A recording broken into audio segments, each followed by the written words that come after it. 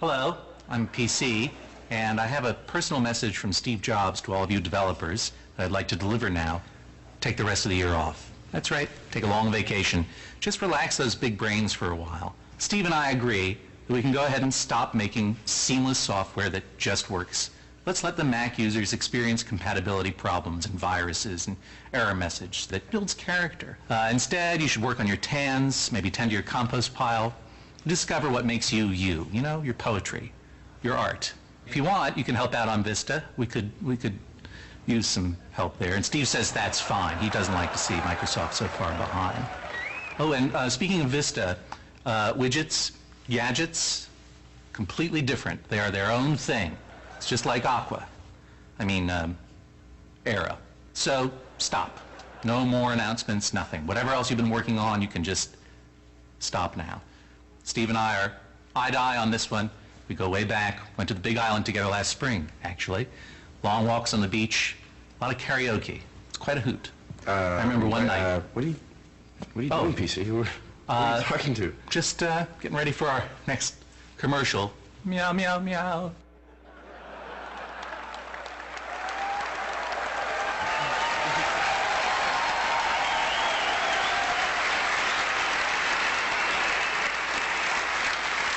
Good morning.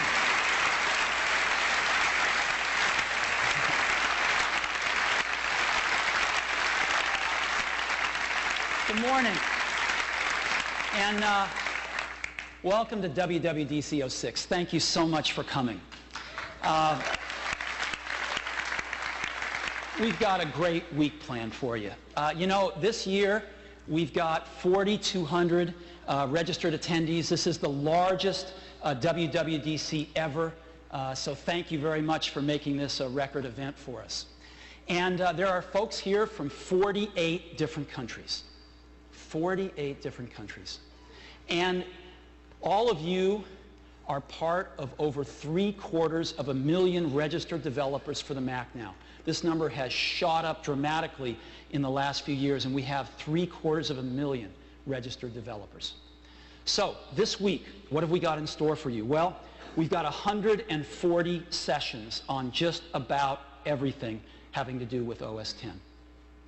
And, due to popular request, we've got 100 hands-on labs for you to get your hands on the latest and greatest stuff, including some stuff we're going to talk about this morning. And we've got over 1,000 Apple engineers on site this week. That's a ratio of 1 Apple engineer for every 4 attendees, right? So you should be able to get your questions answered this week.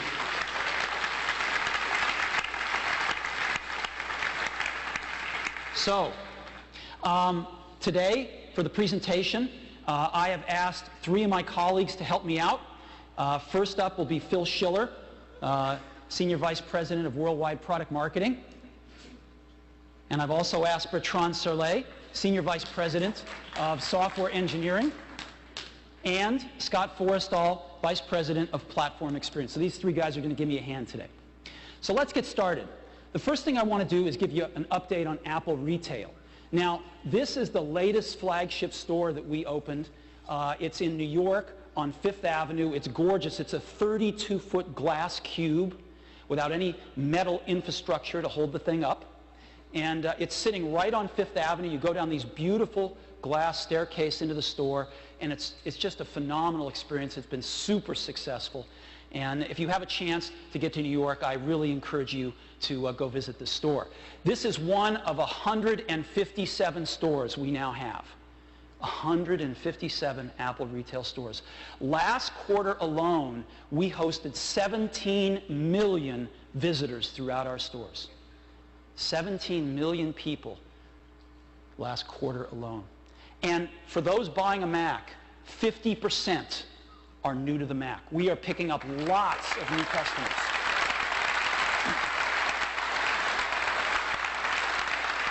And even closer to your hearts, in the last 12 months, we have sold $500 million of third-party products, of your products, in our retail stores. So, that's a brief retail update, and now I'd like to get on to the subject of today, which of course is the Mac. Last quarter, we had our best Mac quarter ever. We shipped 1.33 million Macs last quarter.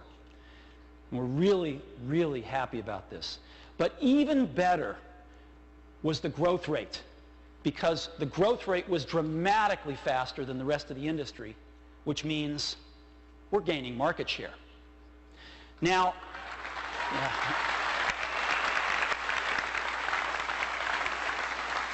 the other great thing about last quarter was 3/4 of the Macs we shipped were Intel-based. In our second quarter after shipping our first Intel product, 3/4 of our products were Intel-based. And I want to highlight that market share point by saying, you know, two of the great products we introduced last quarter, one of the great products we introduced last quarter was our MacBook, right? MacBook has been an incredible success and joins the MacBook Pro for our notebook lineup. Let's take a look at our notebook market share and how it's changed over the last 6 months. We started off at 6%, but look at what happened in April when we started to ship those MacBooks along with the MacBook Pros. 12% in June. The market share for U.S. retail notebook sales doubled between January and June. So this is the kind of growth we're seeing.